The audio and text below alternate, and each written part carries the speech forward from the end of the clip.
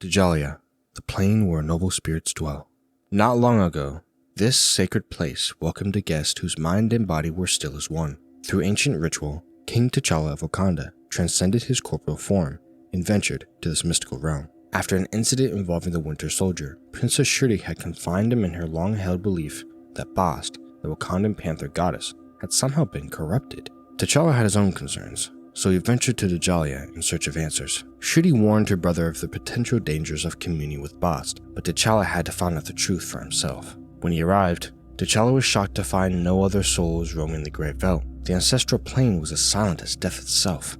T'Challa wandered for some time, eventually sitting near the edge of a shimmering lake. He opened a small pouch on his belt and removed a strip of fabric, tying it over his eyes. He had often blindfolded himself when meditating in the physical plane to help block out any distractions. Taking a deep breath, T'Challa cleared his mind and called out to Bast. He did not have to wait long for a response. "My avatar, you are far from your empire," Bast whispered in T'Challa's mind. "As you are, my goddess," T'Challa replied. "Your people have been crying out for you, but get no response." "I have heard their prayers," Bast said, "and you will help me answer them.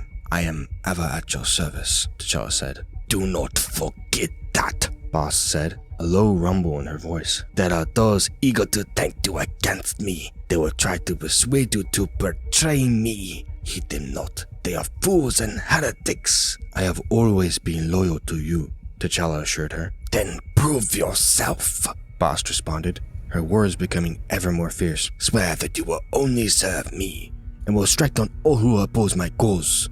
Do so, and I shall grant you unlimited power." In his mind's eye, T'Challa saw a vision of the heart-shaped herb used to grant the Black Panther his enhanced abilities. Instead of its usual gentle purple glow, it now burned a fiery crimson. T'Challa's deepest fears were now confirmed. "Pledge yourself to me, boy," Bast growled into T'Challa's ear. T'Challa ripped off his blindfold, breaking his connection with the goddess. There, in the rippling water in front of him, he swore he saw an image of his goddess warped and twisted, stained red and black with a repulsive aura beyond anything he had ever felt. T'Challa dove into the water and tried to grab a hold of the divine being, but it slipped through his grasp. Instead, he awoke on the floor of his bedchamber in front of a vibranium statue of Bast for a split second, then faded to black. His eyes shone brightly. "If you can hear me, goddess," T'Challa vowed, placing a gentle hand on the statue's head, "I will not rest until your Holy Spirit is purged of this darkness. You have my word."